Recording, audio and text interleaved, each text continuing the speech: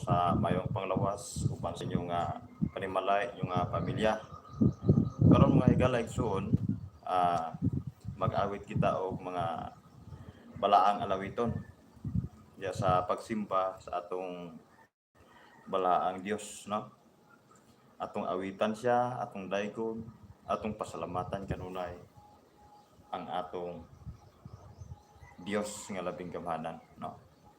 Kaya sa mga alawiton diya sa pagsimba, daghan sa mga tao nga napanalanginan diya ay gatong mga sa diin mga tao sa diin nga maminaw siya sa mga alawiton nga mga balaang alawiton, mabilis ang iyahang kinabuhi, no?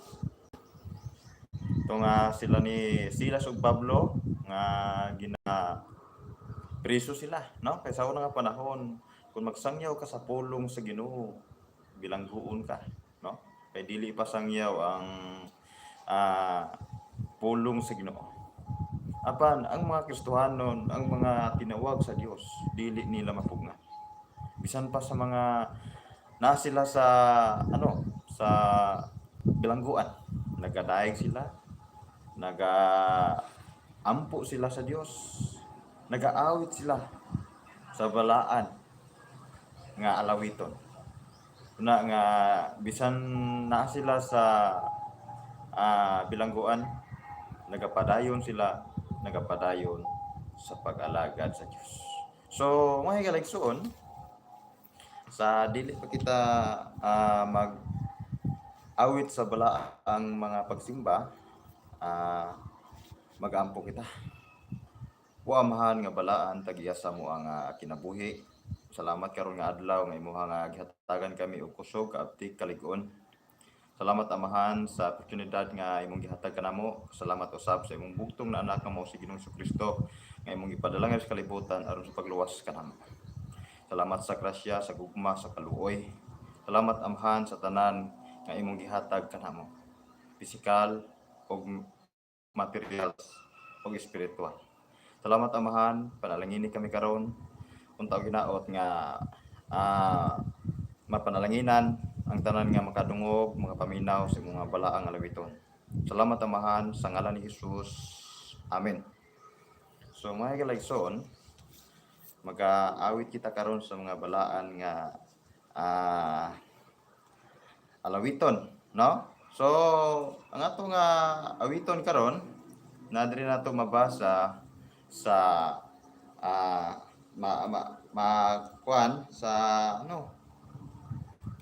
sa page 159 or ako lang nga basahon ang title ni sa layo nga dapit, kung sa English kung pagbasa dre to the regions beyond. So akong pag-awiton ato ang dunganan sa pag-awit, kinsa karon nga nakadungog, kita sa ato karon nga mga pag-awit, duyugi ako ninyo diya sa pag-awit nga gikan jud sa ato ang kasing-kasing sa atong nauna sa atong kinabuhi kanang pila to nga atong giawitan ang Ginoo, no? Sa ato ang pagbuhat sa tanan sa pag-awit nato, kinahanglan nga ang sentro nato di ang Ginoo nga atong awiton, atong pasalamatan kanunay, atong pasidunggan, atong simbahon, di ba? So magingon, mulakaw gyud ako bisan sa halayo. So mulakaw gyud ako bisan sa halayo, pagsugil man sa balita. May linibong awa pagayud makadungog, kinahanglan suginlan sila. Sa layo nga dapit, dadun ko balita, hangtod nga hingsayran ang kalwasan sa Dios. Adtuon kong dapit nga gitudlo niya, bisan ug malisud man kini. Bisag biayon ko sa mga tao, ang Ginoo mao'y sundon ko. Sa layo nga dapit, dadun kong balita, hangtod nga hingsayran ang kalwasan sa Dios. Pagmata na karon isalikwaing sala o kahilayan biyaan mo. Dili mo pag-usik ang mga panahon, pangitaon mo ang nawala. Sa layo nga dapit, dadun kong balita, hangtod nga hinsayran ang kalwasan sa Dios. Duna pa'y nangawala ngawa kadungog sa maayong balita sa Dios. Gipadala ako sa pagtudlo nila ngadto sa iya nga tiilan. Sa layo nga dapit, dadun kong balita, hangtod nga hinsayran ang kalwasan sa Dios. No? Kanindutang alawito, no? Basta ang atong giawitan, mga ikalawig suon. Ang atong giawitan, mao jud ang atong Ginoo, no? So kani nga alawiton, nagbanggit ko ni nga sa pag sulti o sa pagsangyaw sa pulong sa Ginoo. Asang dapit, no? Nga kinahanglan kayo isangyaw nato ang pulong sa Ginoo. Sa bisan asang dapit. Salamat ka karon nga nakitay nanay YouTube, no? Nanay FB, nanay mga radio, di ba? Kana siya is pamaagi gyapon na siya sa Dios. Aron nga ang pulong sa Ginoo kulanap sa tanan nga dapit. Di ba? Makahibalo ang tanan pinaagi sa mga YouTube, no? So, ang mga connection diya sa kaning radyo, himo na siya instrumento aron ang pulong sa Dios makulana, di ba? So mas gamhanan gayud ang Dios. Nga ang Dios gayud ang nagpaagi di ana. Aron nga kitang tanan ma-aware ta, makuanta kaning kahibalo ta diya sa pulong sa Dios, no? Muna nga mga higalagson, pinanglan gayud ng pagpaminaw sa pulong sa Dios o dason atong ikinabuhi ang pulong sa Ginoo unsay nasulat ni. So, nagaingon diri sa 4, doon na pa'y nangawala nga wa kadungog sa maayong balita sa Dios. No? So, gipadala ako sa pagtudlo nila ngadto sa iyang atilan. So, ang gipasabot dire, isangyaw nato sa nakainlaing dapit kay daghan pa nga wala kadungog sa maayong balita ug daghan pang nangawala. Ang pasabot ni nangawala katong mga katawan sa Dios nga sa diin nangawala sila, nangasalaag. Mo nang kinahanglan nga ang pulong sa Dios ato kayod nga isangyaw ipaambit nato unsay atong mga gihatag karon sa Dios kay kaning tanan is iyan is sa Dios tanan. Siya ang nagbuot unsay ihatag nato, no? So sa unsay atong gihatag nga mga hiyas nga espirituhanon, so ato ang atimanon sama sa atong mga gamit. Paano? Usa ka tapasiro sa may taga kuan dia nga taga Negros, di ba? Yung sa mga tapasiro dia kanang tapas og tubo. Kinahanglan ang imong lading kanang imuhang gamit, lading nimo, imong bairon payo. Imong bairon na ito nimo. Aron nga sa pagtrabaho nimo kaning hait Dili ka mataman og kanang lambos kanang mabuno na lang ka, di ba? So mao gyapon siya. So ang pulong sa Dios nga gihatag kanato unsay mga hiyas nato nga gihatag. So atong atimanon ug kanunay ta nga magpasalamat di sa Dios, no?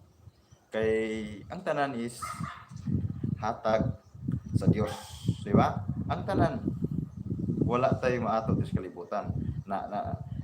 Nabuhi ta diri sa kalibutan walay dala, di ba? Bisan naman kaning hilo wala tay dala. Muna nga kinahanglan nga ang Ginoo mao ra gyud atong pasalamatan, simbahon kay siya ang naghatag kanato kinabuhi. Siya naghatag kanato og gininhawa. Ug labaw sa tanan, dako natong pasalamatan si Ginoong Hesukristo. Si Ginoong Hesukristo, siya ang nagtubos sa tanan natong mga kasalanan.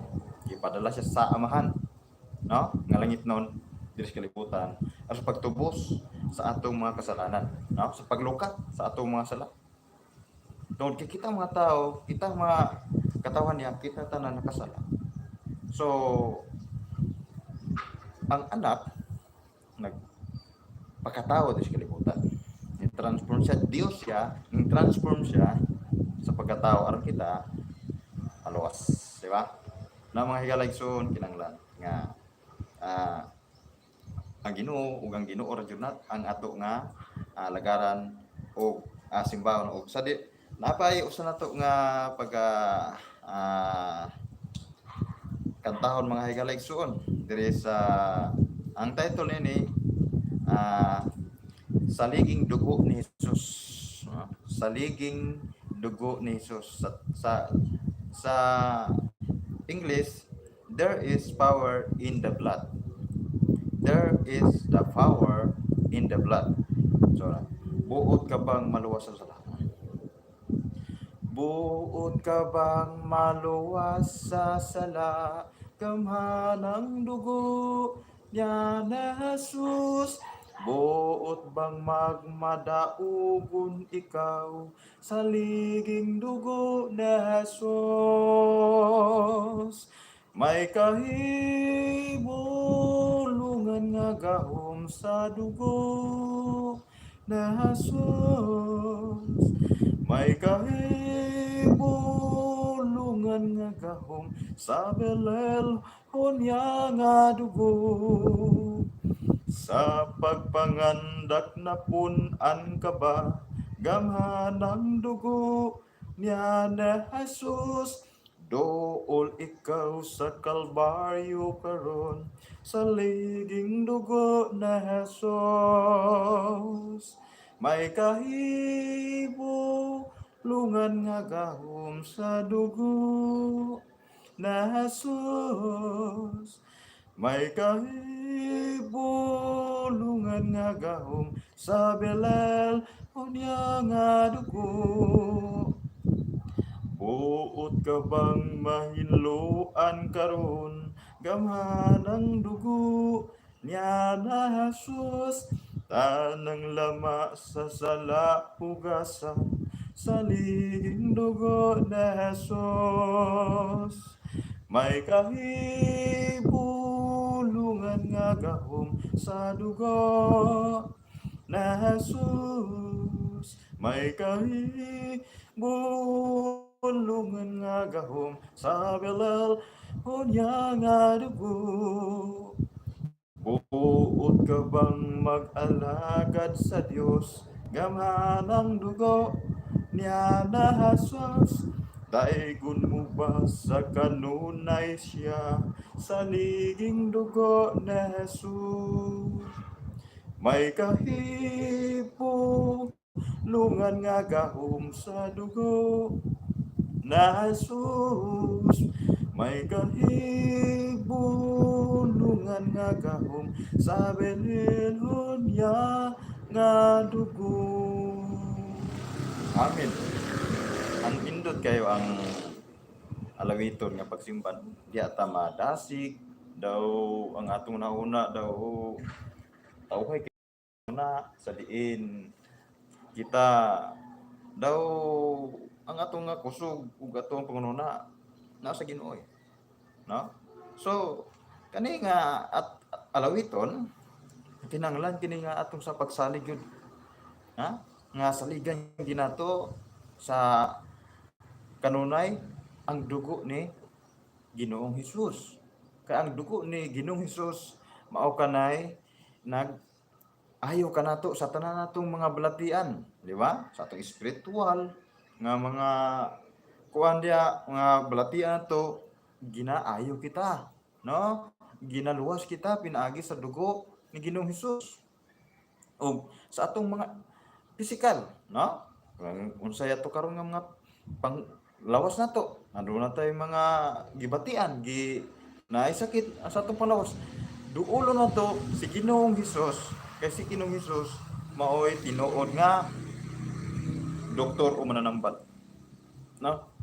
Duulo na to siya, mangayo ta pasaylo, mangayo ta og sa diin nga ang ato nga gipaminawan karon atong saligan ang dugo ni Ginoong Hesus nga naula dito sa Krus Kalbaryo og kita hikapon niya nga si bisan kinsa nga moduol kaniya dili niya islikway, di ba? Kundi iya ka na nga duolon malipay.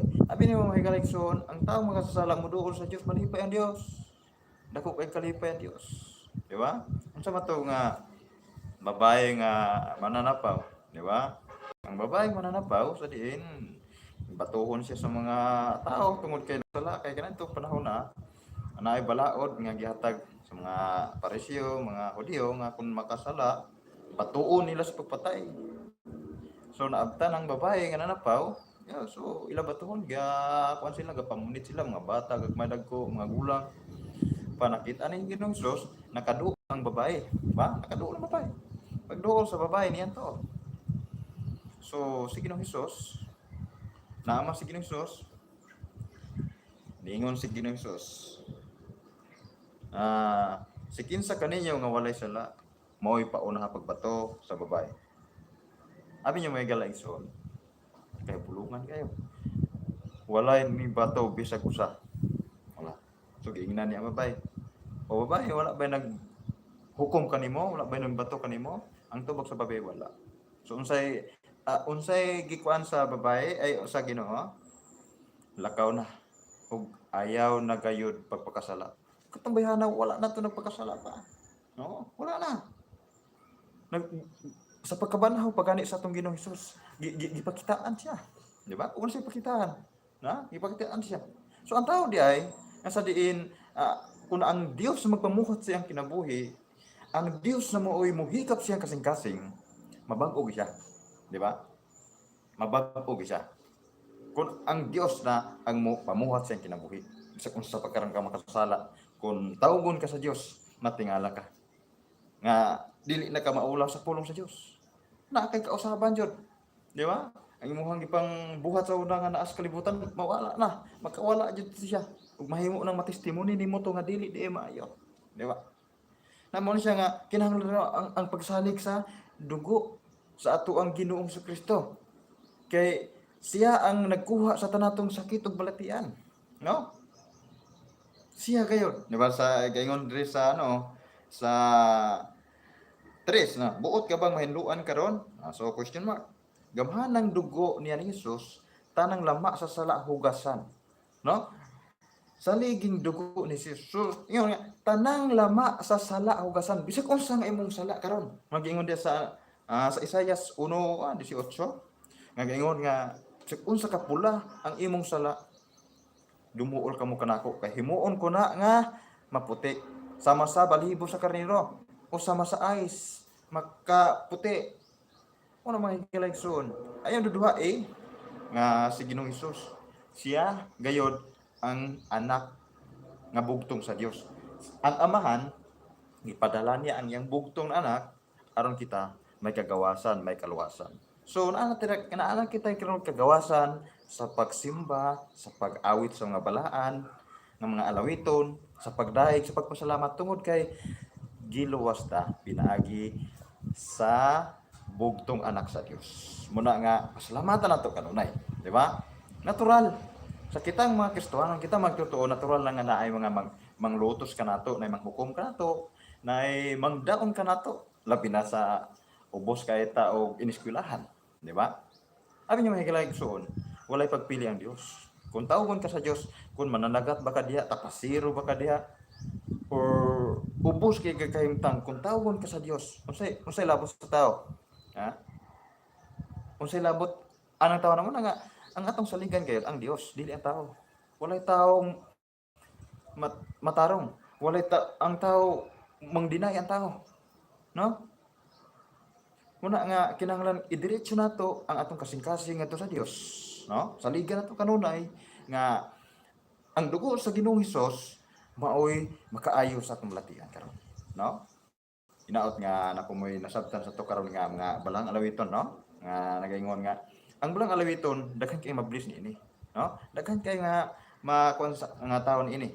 Kinahanglan saligan nato ang dugo ni Kristo Jesus. Siya ra jud atong personal nga manluwas og Ginoo og Dios. So mga higalay so na nga napumoy gamay nga nasabtan sa atong alawiton karon magaampo kita.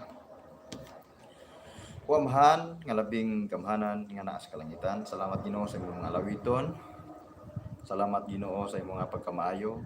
Salamat kay Lord nga kanunay ka nga naga-protection, nagapanalangin sa among kinabuhi.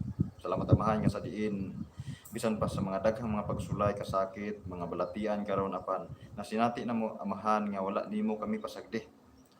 Salamat sa imong gugma, sa imong grasya, sa imong nga kaluoy.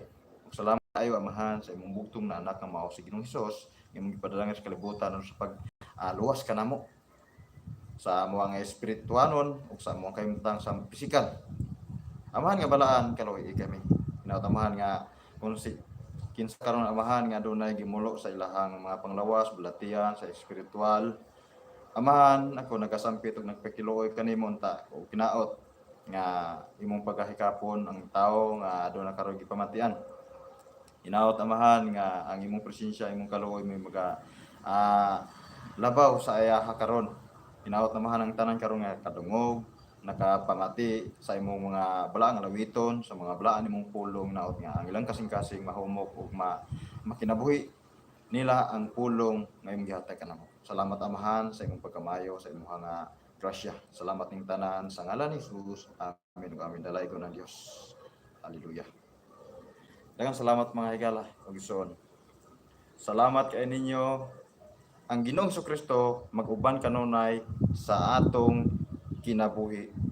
Amin ug amin. Dalaygon ang Dios.